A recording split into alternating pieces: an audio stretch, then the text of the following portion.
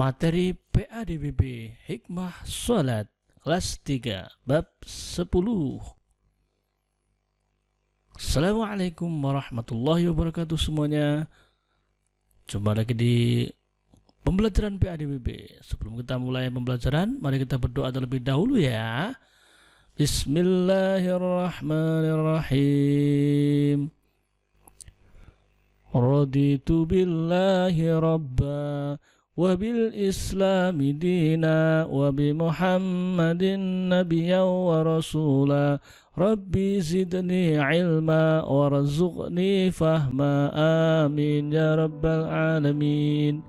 Oke, kita langsung saja ya ke pembelajarannya berikut ini. Salat merupakan rukun Islam kedua setelah membaca 2 kalimat syahadat. Sholat merupakan ibadah yang tidak boleh ditinggalkan dengan sengaja ya. Walaupun keadaan apapun, walaupun lagi sakit, kita wajib sholat ya. Bisa dengan duduk, bisa dengan berbaring, atau mungkin kalau tidak bisa, kita bisa sholat dengan cara memberi isyarat. Pengertian sholat menurut bahasa yaitu mengagungkan Allah Subhanahu wa Ta'ala. Juga berarti doa untuk kebaikan. Berarti kita termasuk doa ya, sholat itu ya. Kemudian sholat menurut syariah adalah ibadah yang terdiri atas ucapan-ucapan dan perbuatan-perbuatan tertentu yang dimulai dengan mengangkat tangan, membaca takbiratul ikhram yaitu Allahu Akbar, dan diakhiri salam dengan syarat-syarat dan rukun tertentu. Kapan diwajibkan sholat 5 waktu ya teman-teman? Sholat 5 waktu itu diwajibkan pada malam Isra Mi'raj Nabi Muhammad SAW. Jadi pada tahun ketiga sebelum Nabi Muhammad itu berhijrah ke Madinah.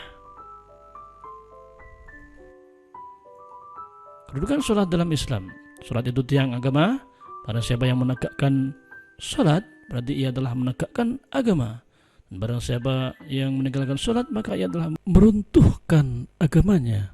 Contohnya seperti ini. Ibaratkan Islam itu adalah sebuah bangunan ya, ada tiang, yaitu tiangnya adalah sholat 5 waktu ya.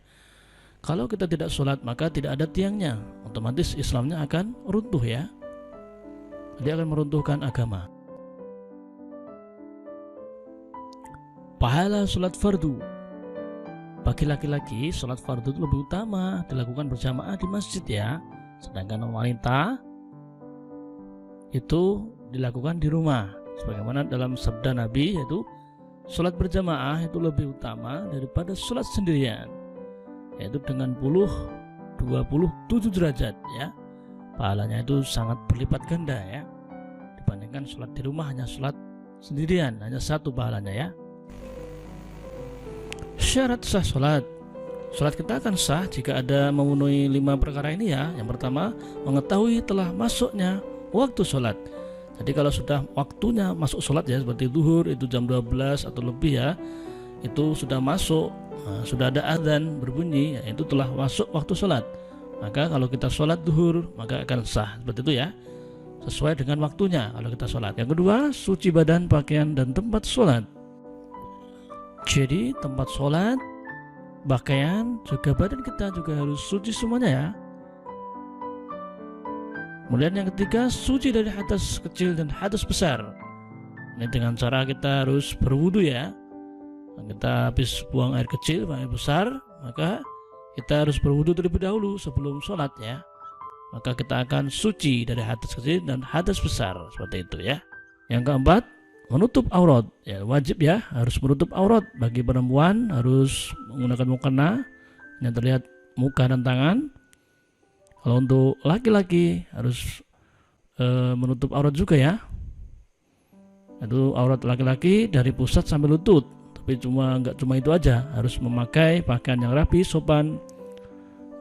Kalau bisa memakai pakaian muslim ya. Dan yang kelima, menghadap kiblat. Sholat adalah satu ibadah yang diwajibkan oleh Allah Subhanahu wa Ta'ala kepada seluruh manusia. Dan sholat adalah amalan utama dan pertama yang nanti akan dihisab oleh Allah Subhanahu wa Ta'ala, yaitu sesudah syahadat. Dan menjadi bukti nanti dari keimanan kita. Jadi sebagai bukti bahwa kita itu memang beriman kepada Allah Subhanahu wa taala. Dalam sebuah ayat diterangkan, "Wa ma khalaqtul jinna wal insa illa liya'budun." Dan aku tidak akan menciptakan jin dan manusia melainkan supaya mereka mengabdi kepada Allah. Surat Az-Zariyat ayat 56 ya.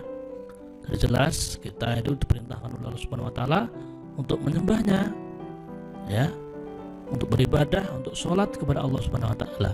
Itu amalan yang paling utama. Kemudian hikmah sholat.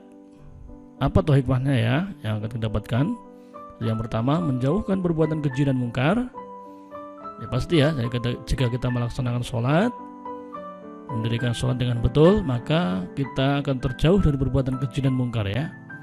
Namun jika kita masih berbuat keji, berbuat dosa, berbuat mungkar, namun itu sholat kita perlu dipertanyakan. Jadi belum betul-betul sholat dengan betul ya.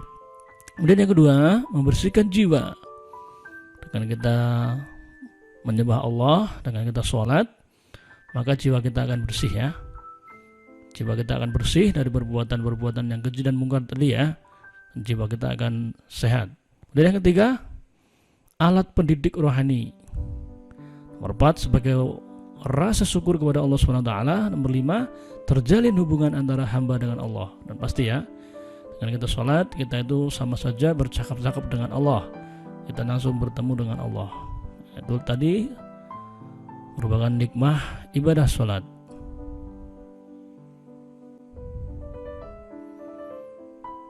Demikian yang dapat Ustaz sampaikan. Marilah kita akhiri dengan bacaan doa kafaratul majlis. Mari kita akhiri dengan doa kafaratul majlis bersama-sama.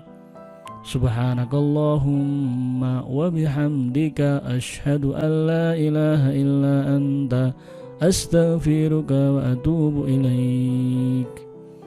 Ustaz sekian, saya akhiri. Wassalamualaikum warahmatullahi wabarakatuh.